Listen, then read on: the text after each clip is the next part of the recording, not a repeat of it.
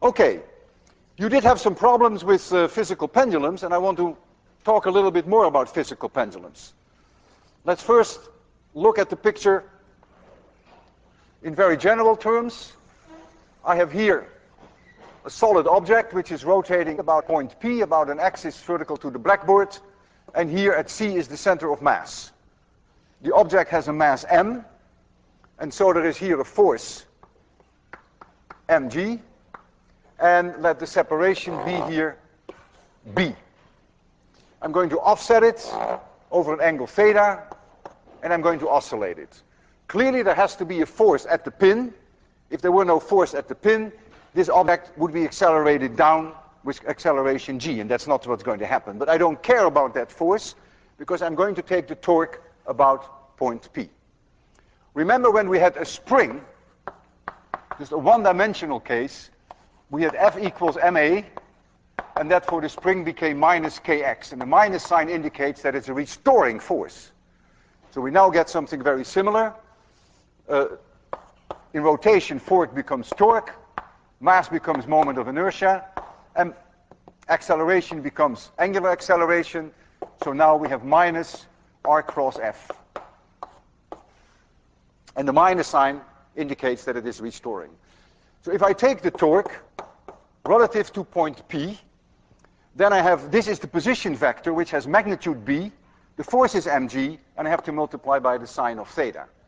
So I have b times mg times the sine of theta, and that now equals minus, I can bring the minus here, minus the moment of inertia about point P times alpha, and alpha is the angular acceleration, which is theta double dot. I bring them together, and I use the small angle approximation. Small angles, then the sine of theta is approximately theta, if theta is in radians. And so I bring this all on one side, so I get theta double dot plus b mg divided by the moment of inertia about that point P times theta now, this is my small angle approximation, equals 0. And this is a well-known equation. It is clearly a simple harmonic oscillation in theta, because this is a constant. And so we're going to get at a solution that theta equals theta maximum, you can call that the angular amplitude, times cosine omega t plus phi. This omega is the angular frequency. It is a constant. Omega here, theta dot, is the angular velocity, which is not a constant. The two are completely different. That is the angular frequency. So we know that the solution to this differential equation gives me omega is the square root of this constant. So that is bmg divided by the moment of inertia about that point P. And so the period of oscillation is 2 pi divided by omega, and so that is 2 pi times the square root of I relative to point P divided by b mg. And let's hang on to this for a large part of this lecture, because I'm going to apply this to various geometries. Make sure that I have it correct. Yes, I do. This is independent of the mass of the object. Even though you say there is an m here, you will see that in all cases, when we calculate the moment of inertia about point P, that there is always a mass up here, so the mass will disappear, as you will see very shortly.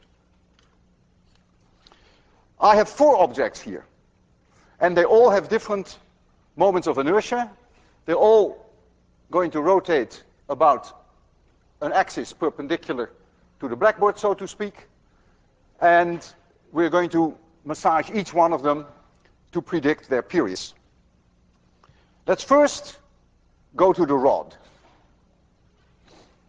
So we first do the rod. We have the rod here. This is point P, and here is the center of the rod. The rod has mass m, and it has length L. So we have here mg, I don't have to worry about this anymore. I simply go to this equation, and I want to know what the period is of this rod, of this oscillating rod.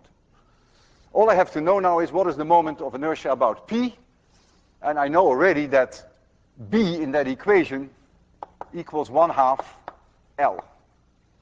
So what is the moment of inertia of oscillation about point P? I have to apply now the parallel axis theorem, which you also had to do during the exam, which says it is the moment of inertia of rotation about the center of mass, which in our case is C. The axes have to be parallel, so this axis perpendicular to the blackboard and this axis perpendicular to the blackboard, plus the mass of the rod times the distance between P and C squared, plus m times this distance squared, so that is B squared, and B squared is 1/4 L squared. What is the moment of inertia for rotation of a rod about this axis? I looked that up in the table. I happen to remember it now because I'm lecturing 801. 2 months from now I will have forgotten.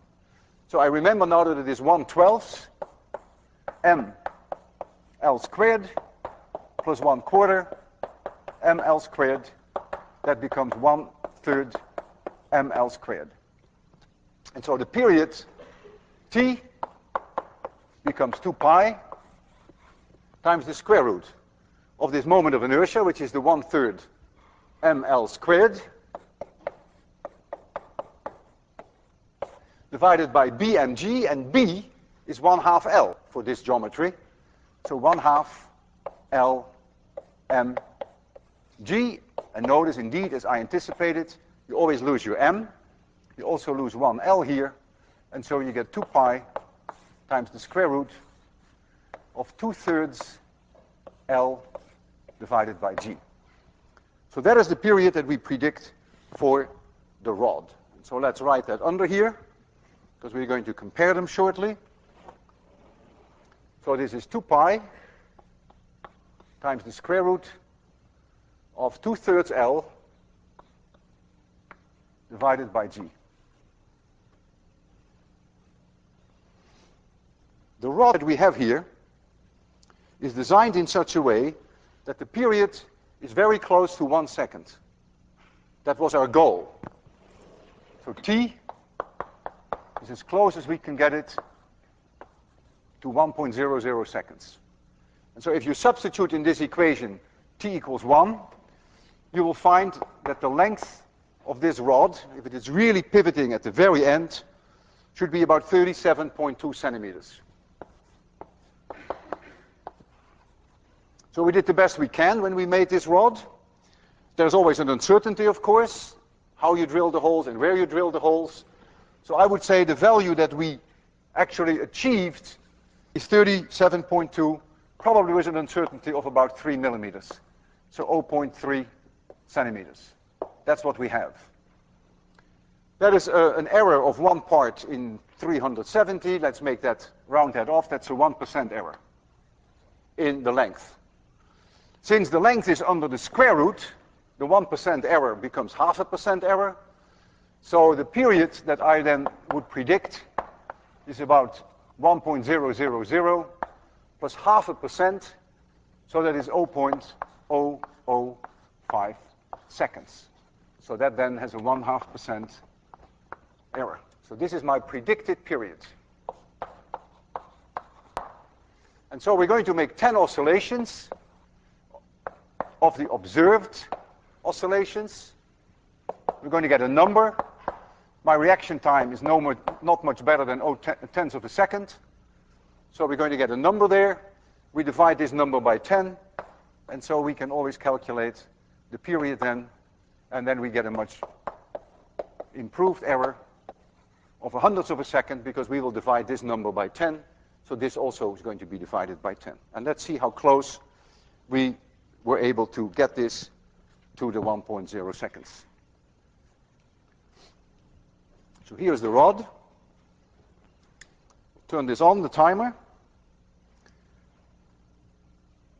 We'll offset the rod, and I will start it when it stops somewhere. Now, 1, 2, 3, 4, 5, 6, 7, 8, 9, 10.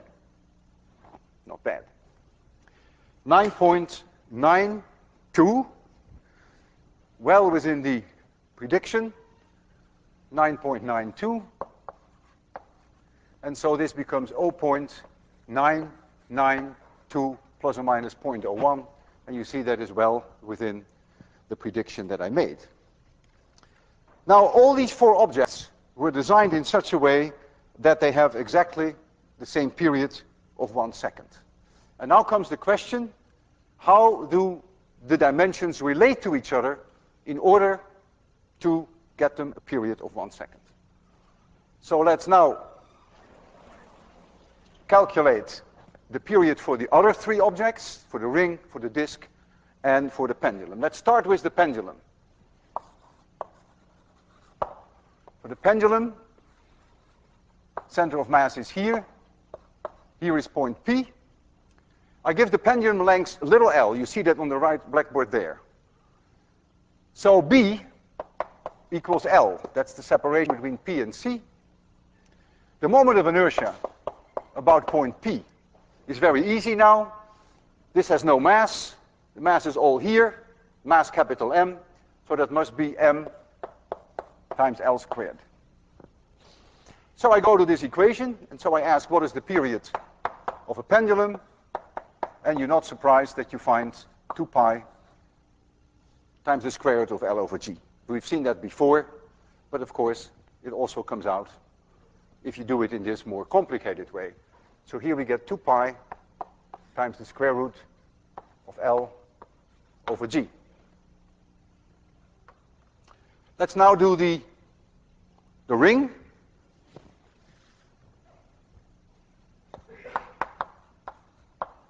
This is the ring. Pivot about point P here. Here is the center of mass, right in the middle of nowhere. Right here is the center of mass. And so the distance B is the radius of the ring.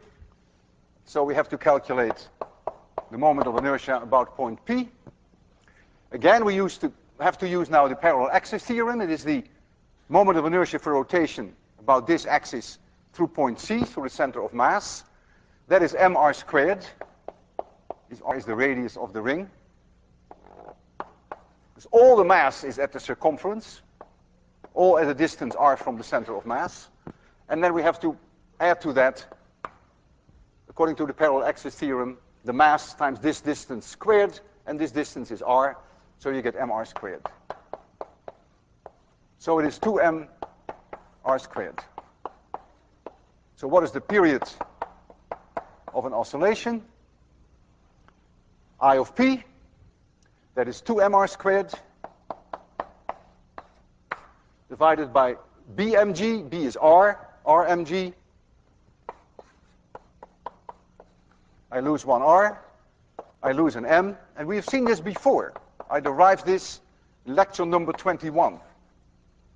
I remember everything by lecture number, believe me or not.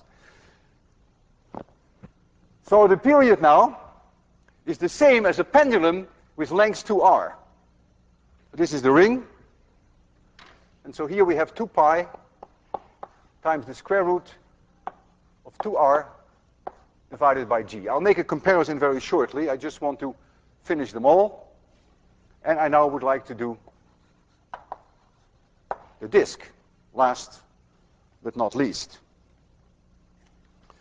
For the disk, all we have to do now is calculate the moment of inertia. This was very close to the problem you had on the exam. So here you have the disk, solid disk. This is point P, this is the center of mass, but now it's solid. So again, B is R, the separation between C and B. And the moment of inertia for rotation about point P is now the moment of inertia for rotation about the center of mass, which you look up in a table. In the case of your exam, it was given on the front cover, 1/2 m r squared. That's the moment of inertia for rotation about the center of mass. And now we have to add m b squared and b equals r, so we have to add mr squared. So we find 3/2 mr squared. So what is the period of oscillation? 2 pi times 3/2 mr squared divided by bmg. B is r, r, m, g, and that equals 2 pi times the square root. I lose my m as always, I lose an r. I get here 3/2 r divided by g. And so let's write that down here. So we have 2 pi times the square root of 3/2 r divided by g. So we have them all 4 there, and so we can now make a meaningful comparison. We want the periods to be the same. So we can hang on to those numbers, so we don't need this anymore. We want the periods to be the same. We already have established that the period of the rod is close to the 1 second, so we're not going to measure them anymore. We just want to compare them, whether indeed they have the same period of oscillation by making them oscillate in unison. But we want to know what the relative ratios are of these dimensions the way we designed it. So let's first go to the rod then, make the comparison between the rod and the pendulum. So if you look at the rod, and we use the pendulum as our standard, with length little l, then you see the period will be the same if 1.5 r is little l. Oh, sorry, the rod. If 2/3 capital L is little l. So for the rod, 2/3 L equals little l, so capital L is 1.5 L. It has to be exactly 1.5 times the length of the pendulum. So this length has to be exactly 1.5 times this length to the center of mass, which is the center of that billiard ball. And that's what we tried to the best we could. So let's now go to the ring. For the ring, to have the same period, 1 second, 2r has to be the same as the length of the pendulum. So 2r equals L. So we can put in here, for L, this has to be 1.5 times L.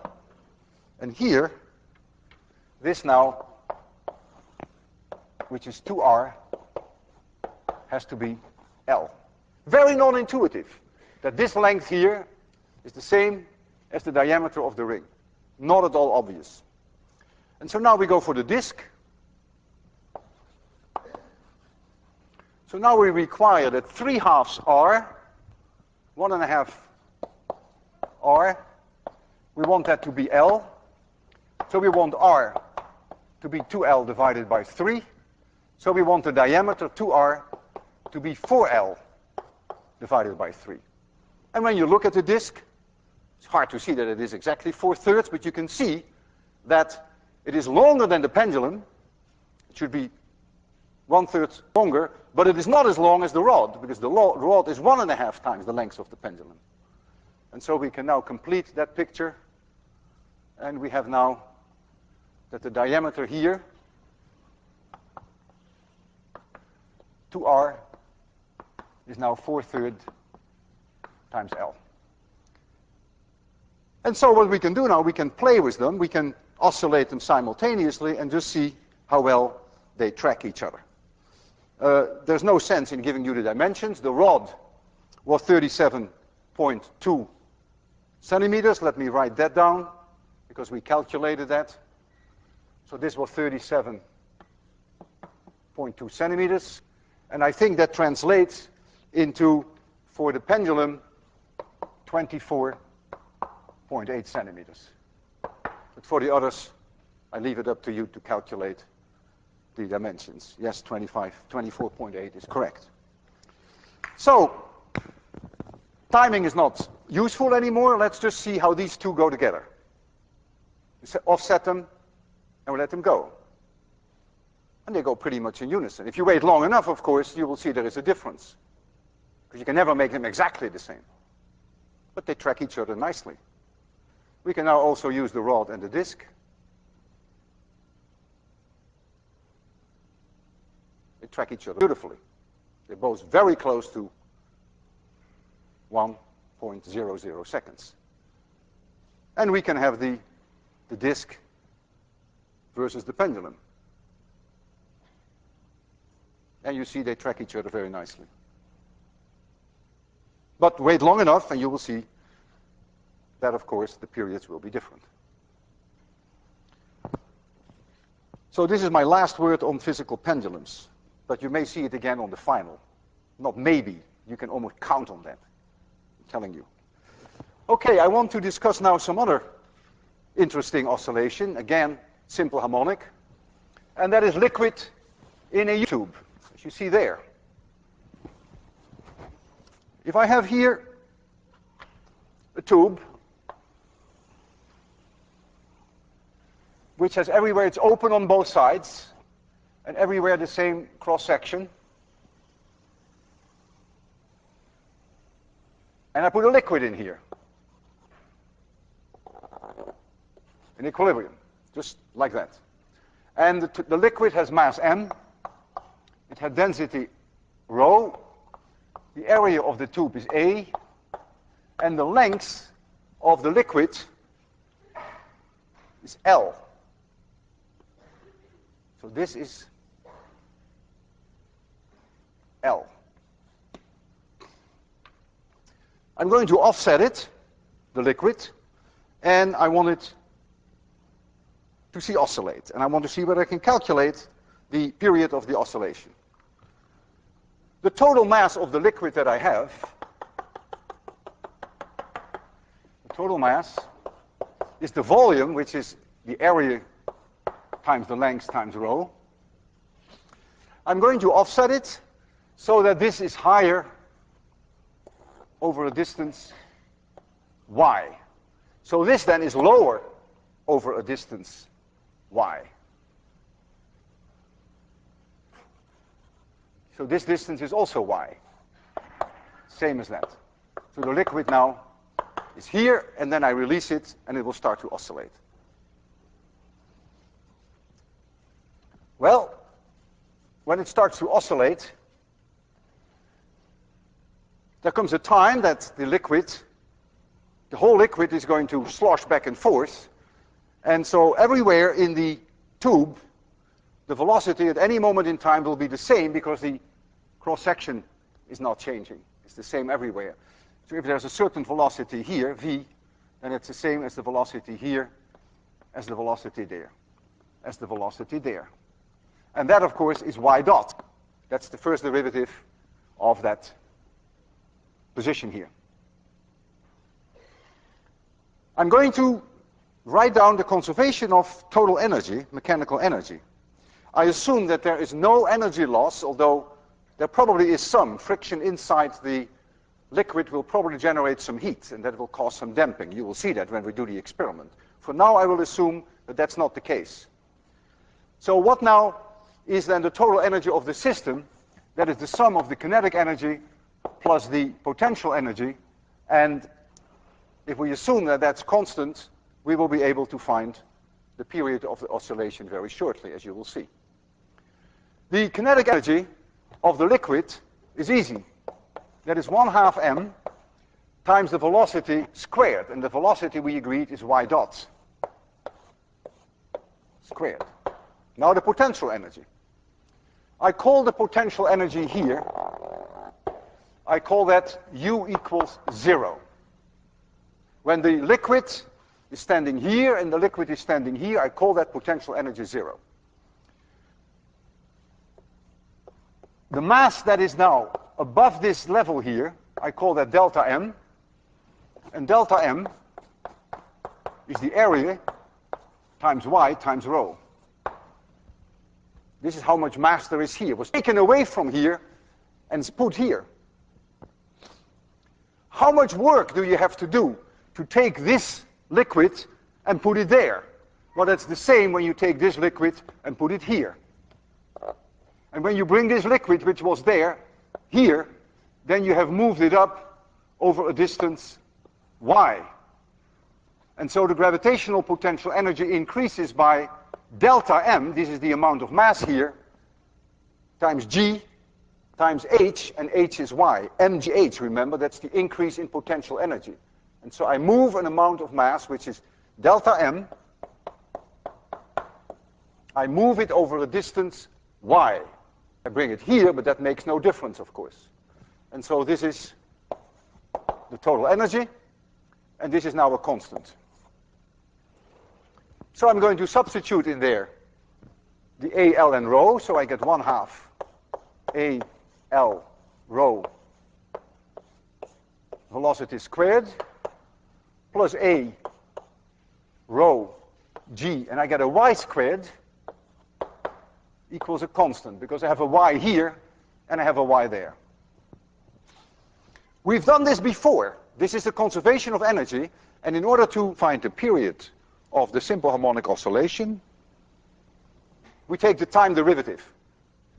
By the way, before we do that, this was delta m, and this is an A, right? Yeah, A, rho, yeah, that's it. So we lose A, we lose rho, and we continue with what we have. And so we're going to take the derivative versus time of this equation.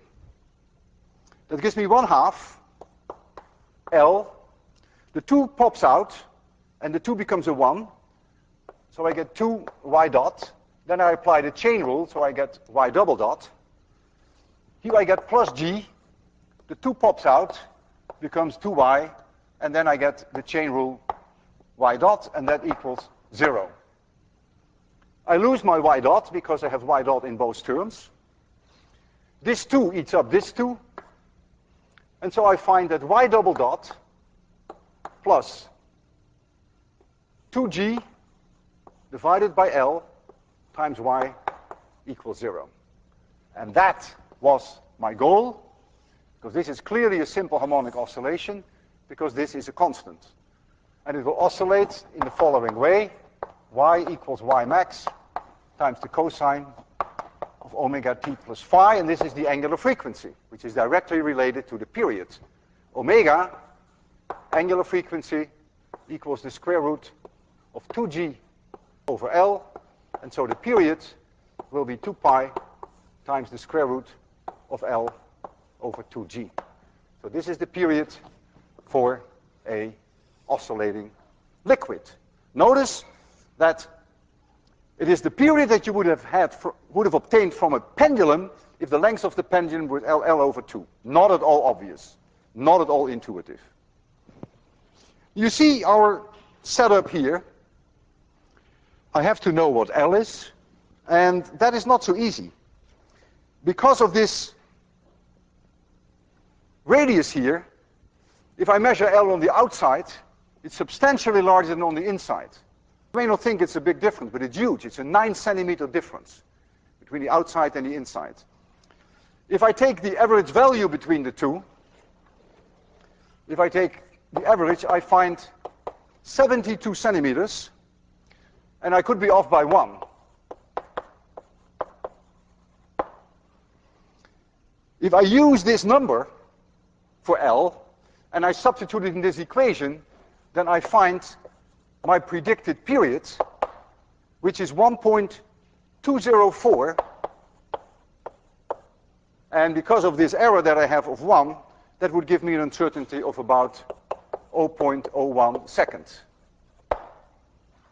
However, before we start measuring it, and I will do 10 oscillations to get a reasonable, accurate result, I want to warn you.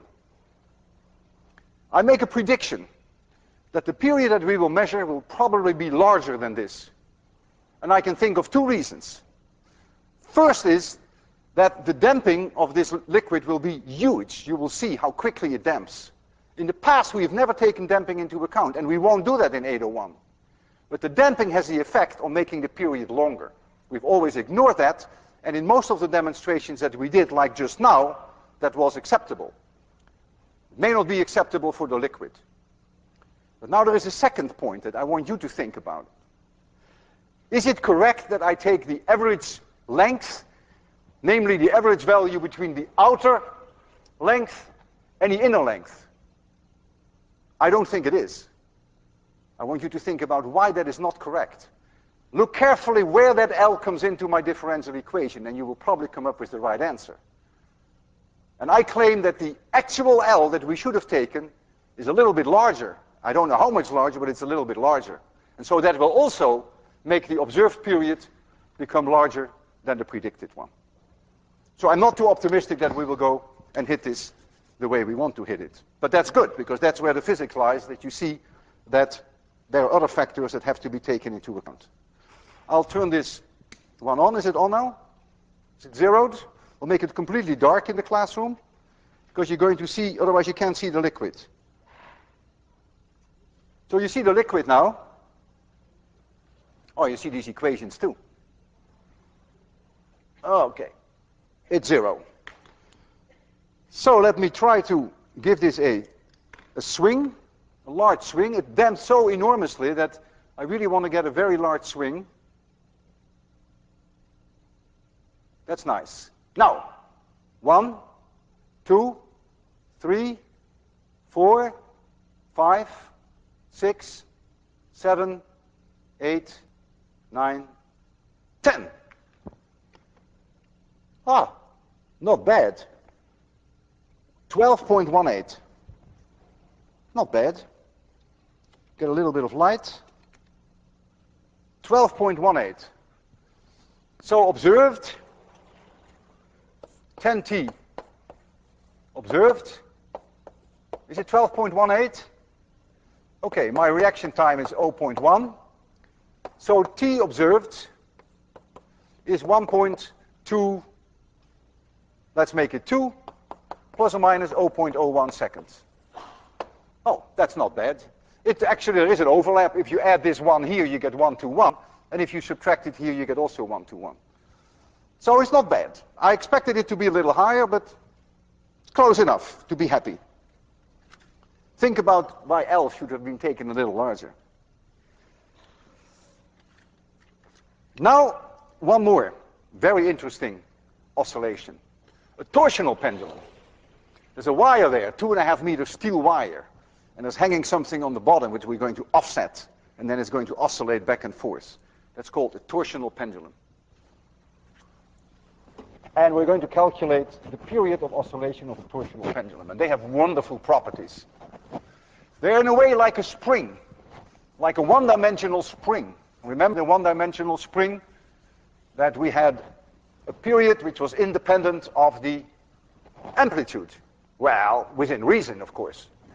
If you make the amplitude too large, then you get permanent deformation of the spring. But we never had to make any small angle approximation with the spring as we had to do with the pendulum. Here is the pendulum, the torsional pendulum. This is a bar, and there is a weight here, and there's a weight here. I'll tell you more about that later. It's hanging here from the ceiling. It has a certain length L. This is point P. And we're going to twist it, and then we're going to let it oscillate this bar in a horizontal plane. So when you look from above, you will see the bar here, see point P here, and then we can offset it over an angle theta, and then it will oscillate back and forth.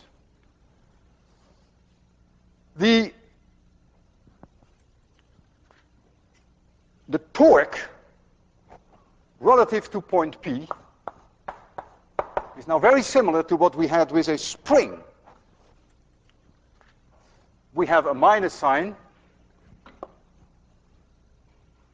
Again, that illustrates that it is restoring.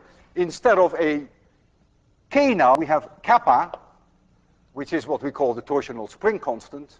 And now we have an angle which we call theta. So we generate a torque which is proportional to the angle. Very similar to the linear spring, whereby we generate a force which is proportional to the linear displacement. Now you generate a torque which is linearly proportional to the angle. And this is the moment of inertia about point P times alpha, and alpha is theta double dot. So we're going to get that theta double dot plus kappa times theta divided by I of p equals 0. And kappa, by the way, is the torsional constant. So we have a differential equation. It's clear that you're going to see a simple harmonic oscillation. This is a constant. And so you're going to get theta equals theta maximum times the cosine omega t plus phi. It's getting boring. This is the angular frequency. Angular frequency. And angular frequency is the square root of kappa divided by the moment of inertia about point p. And therefore the period, which is 2 pi divided by omega, equals 2 pi times the square root moment of inertia about point p divided by kappa. Well, how about kappa? Kappa is a function of the cross-sectional area here, A, and the length L. And it's also a function of what kind of material you have. Whether you have steel or nylon makes a big difference. That's very intuitive, of course. Remember that in an earlier lecture, when we stressed a wire to the point that it was breaking, we dealt with Young's modulus. We had a wire, and we had a mass hanging at the end of the wire. And we discussed the vertical oscillation. We could stress it and let it go. And then we would get an oscillation like a spring. And that spring constant that we found then was Young's modulus times the cross-sectional area here divided by the length. And that was kind of pleasing. The thicker the bar, the stiffer it is, the longer the wire, the less stiff it is.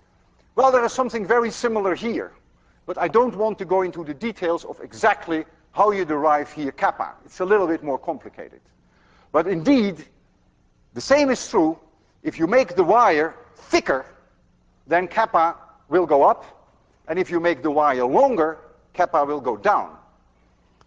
That's immediately obvious. If you had a very short rod and you try to twist that rod, it's clamped at the top, and you twist it, and it's very short, you would need a tremendous torque for 10 degrees. If you make the wire 100 meters long and you want to twist it 10 degrees, it takes nothing. So you can immediately see that, of course, the value for kappa, the torsional constant, is a function of the length. It will go down when the length goes up. We have a wire here which is 2.5 meters long, and the thickness of the wire, the diameter, according to the manufacturer, it's a piano string, the thickness is 25 thousandths of an inch. And if I calculate kappa to the best of my ability, then I find that kappa should be very close to 4 times 10 to the minus 4 Newton meters per radian. And so all we have to do now is to calculate the moment of inertia of the system, and then we can predict what the period of this pendulum is going to be, which is not my goal. You'll see my goal is going to be a different one. Look at the bar and look at the wire. The wire is so thin that the moment of inertia relative to point P of the wire is very close to 0. Remember, it is proportional to r squared. You can forget about that. Almost all moment of inertia is in this system. I'll blow up that system for you. Here it is.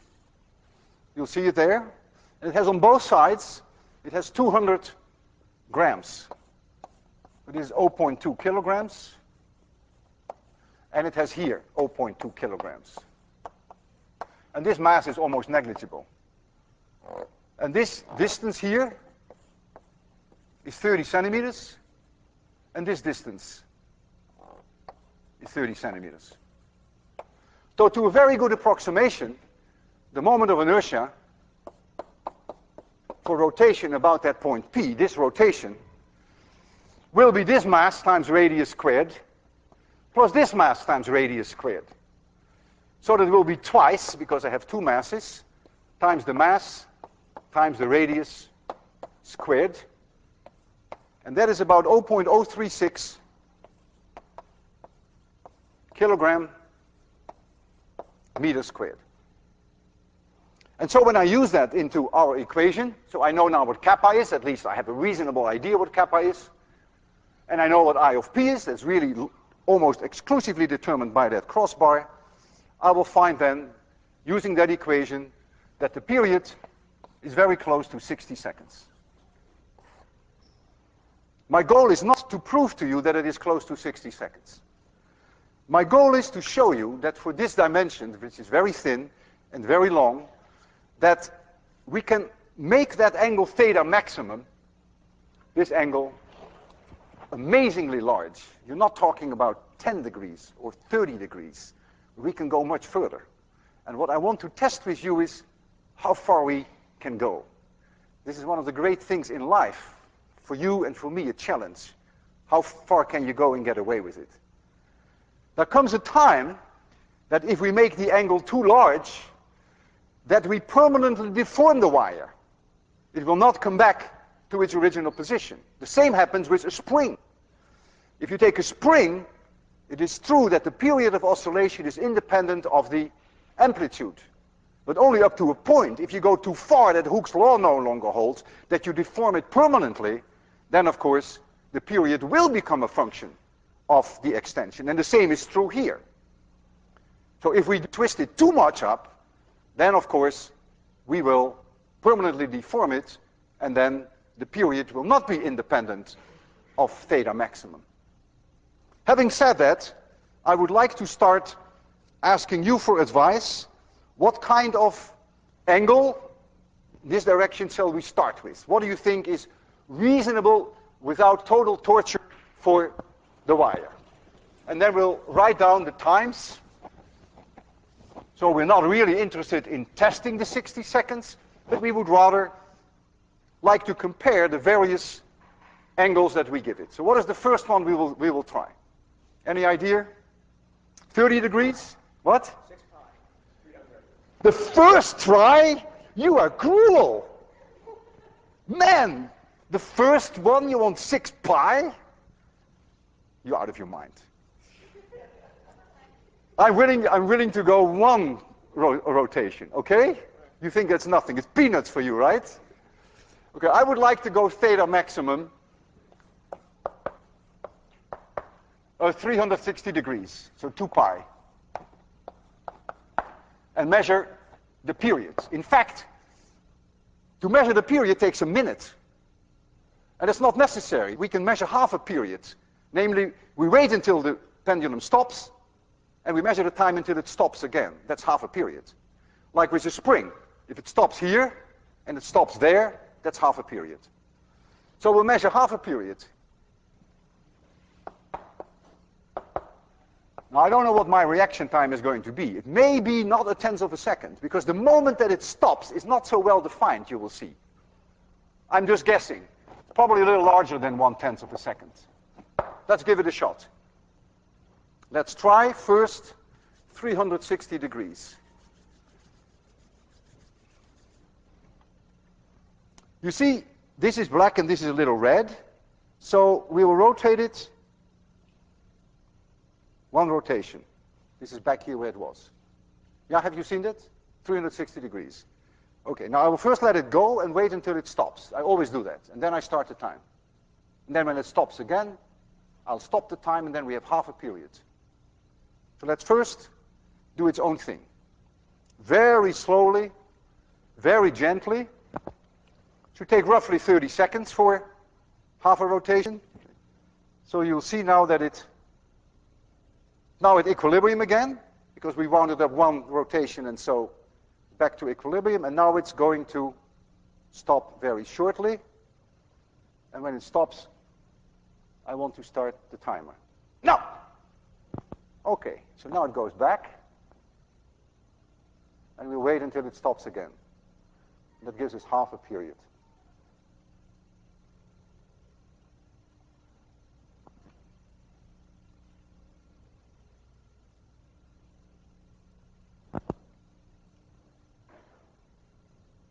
Okay.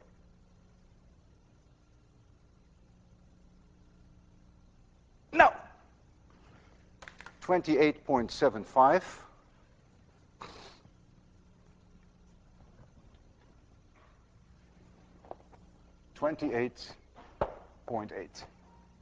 What are we going to do now?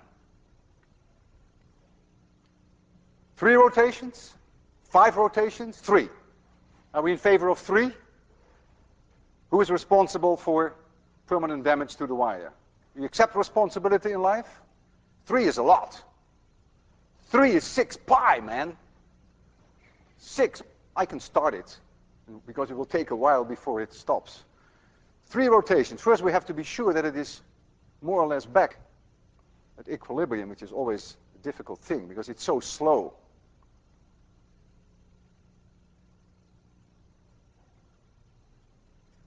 Yeah, close enough. Okay, 3. Shall we go clockwise or counterclockwise? Should make no difference. I went this way first. Shall we go back? Yeah? You can sleep with that? Okay? Okay. 1, 2, 3. 6 pi. Piano wire. Okay, let's go. I will start the timer when it stops. We have some time. 6 pi.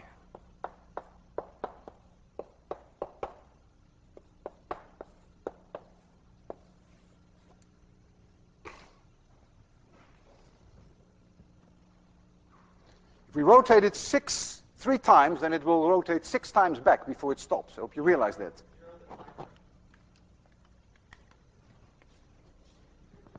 Was I too late? Thank you for pointing that out. So if you rotate it 3 times and then let it goes first 3 times back, then it's equilibrium, and then it winds 3 times up again before it stops. Notice it's going much faster now, but the time, that's the whole thing, should be very close to that number again.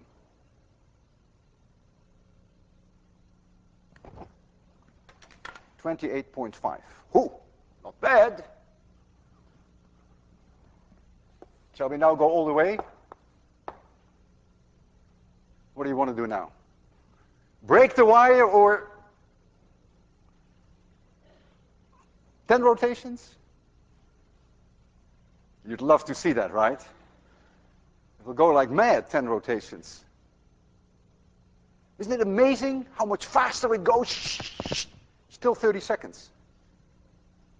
Must make sure that I have my equilibrium. This is not equilibrium. I know it's somewhere here. No, that wasn't equilibrium. I think this is it. Okay. 10, right? Ready?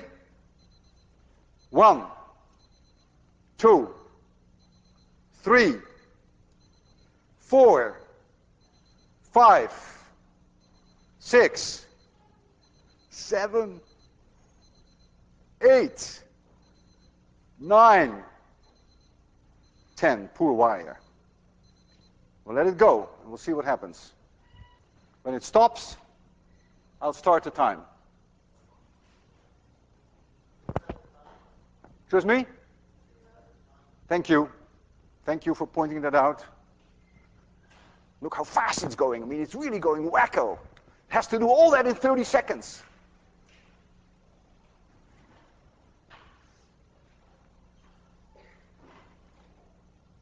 No! So now it has to go back to its stopping. It has to make 20 rotations now. 20 rotations in 30 seconds. 10 back to equilibrium, and then 10 to come to a halt. This is going to be your Thanksgiving farewell demonstration.